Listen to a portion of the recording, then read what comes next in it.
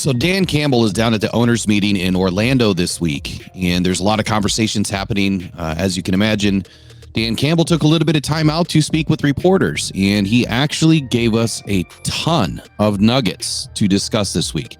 And I think one of the most important questions is, or has been, what are the Lions going to do on the right side of this defense now that they've brought in DJ Reader, and which was an amazing move. I mean, clearly a guy that's going to help push the pocket. But they also brought in Marcus Davenport, which I think shocked a lot of people. And Dan Campbell, is quite comfortable with Marcus Davenport, at least according to what he said today. And now the biggest question remains, are they done adding at the pass rush position? I'm not so sure, especially based on what Dan Campbell just said. It did not give me a ton of confidence, or a vote of confidence, if you will, that they're going to continue to try to add and beef up this position. A lot of us are expecting for this position to get answered in the draft.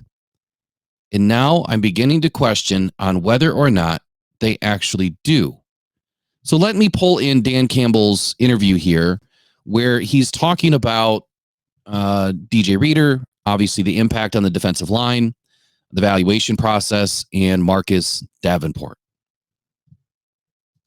Obviously, Reader, man, he popped off the tape immediately. You start going through them, and everybody has their own evaluations. Myself, Brad, the scouts, the coaches, and I mean, every one of us had full buy-in on Reader. Like, man, did you see this Reader at Cincinnati? It's like, his tape was, this guy's relentless. He plays the run, he can get an edge and pass, and he just fits us, man. And he's All right, so my quick comments here on Reader. Look, I love the pickup outside of the injury, which you guys know I wasn't high on because of the injury factor.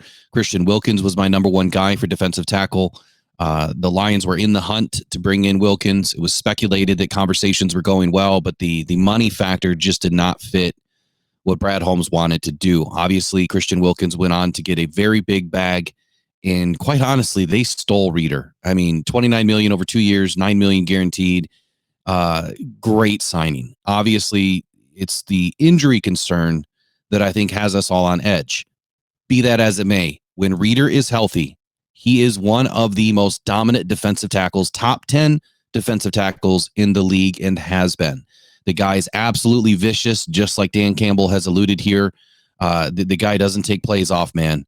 He is going to help set both Aiden Hutchinson and whoever is going to be our dominant right defensive end up for bigger opportunities this season. But it will also free up the linebackers as well as Aleem McNeil.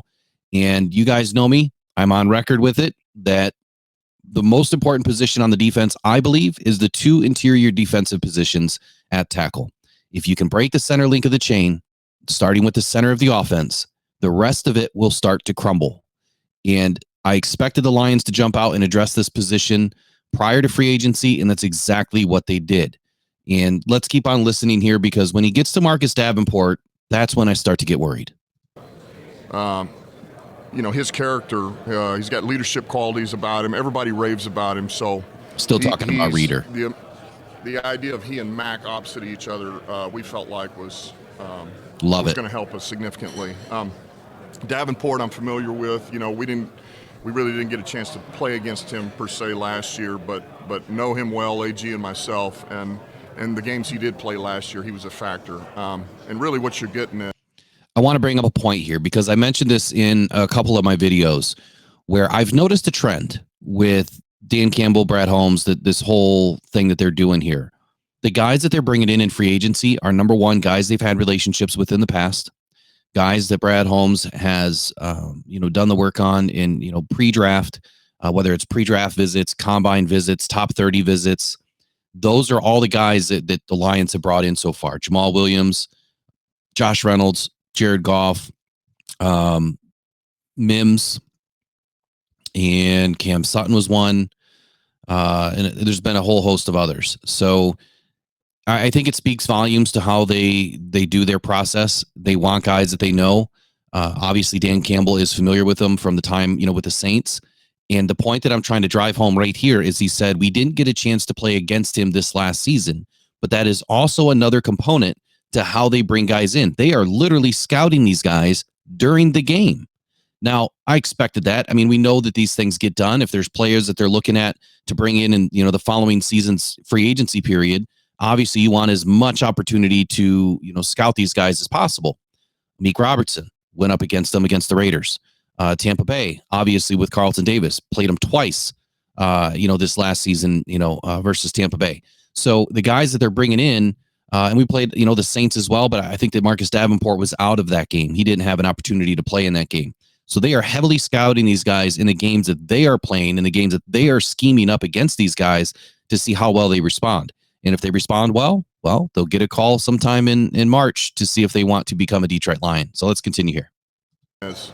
You're getting an athletic, explosive player with length. He plays hard, and I think a lot of it is, all right, who's this guy opposite of Hutch that can really crush the pocket and close it down, and whether he makes it or he sends it to Hutch was really a lot of what this is. So we've kind of felt. Okay, you guys have heard me say this many times. Hive defense, Hive, hive. Beehive is what I talk about. It's something that I've coached. It's something that I've preached for a long time. My goal on a defense is you want everybody working together so that somebody wins somewhere. Nobody gives a rat's you-know-what about stats. They will come, and they will come collectively by working together and producing. So what Dan Campbell just said right there is it doesn't matter, if Davenport pushes it to the other side to Hutch, and Hutch, gets the win, gets the sack, makes the play, whatever. But it could also be pushed to Aleem. It could be pushed to DJ Reader. It could be pushed to Jack Campbell. If Jack Campbell's knifing through the defensive line, getting up into the backfield through the offensive line, it does not matter who makes the play. My concern here, though, is he just said some pretty powerful words. Athletic, explosive, powerful. I don't see the same thing in Marcus Davenport that Dan Campbell does. And I'm not saying he's wrong. Obviously, he's a pro. He's a coach. He's a player. Dan Campbell and their team know these things, far better than I ever will. And they have way more experience and tape on these guys than I will ever see. So if that's what he truly believes about Marcus Davenport, and he truly believes that he is somebody that can close down the edge and send the play the other way, I think that we've already realized who our starting defensive end is for 2024. And it's not going to get much better, potentially. That they're not even really focusing on adding somebody else that is a much more dominant player, because Marcus Davenport throughout his career has not been a dominant defensive end. We'll keep going here. Felt like, all right, we got to compliment to Hutch, we got to compliment to Mac, and these guys collectively, are going to make each other better.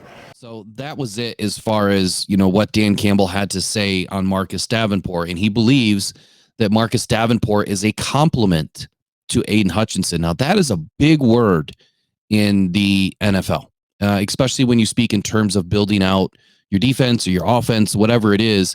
Having a complementary piece means that you feel that that individual is equal to or as good as the other side, or can be somebody that can produce at a high level and complement what the other side is doing, which would be Aiden Hutchinson.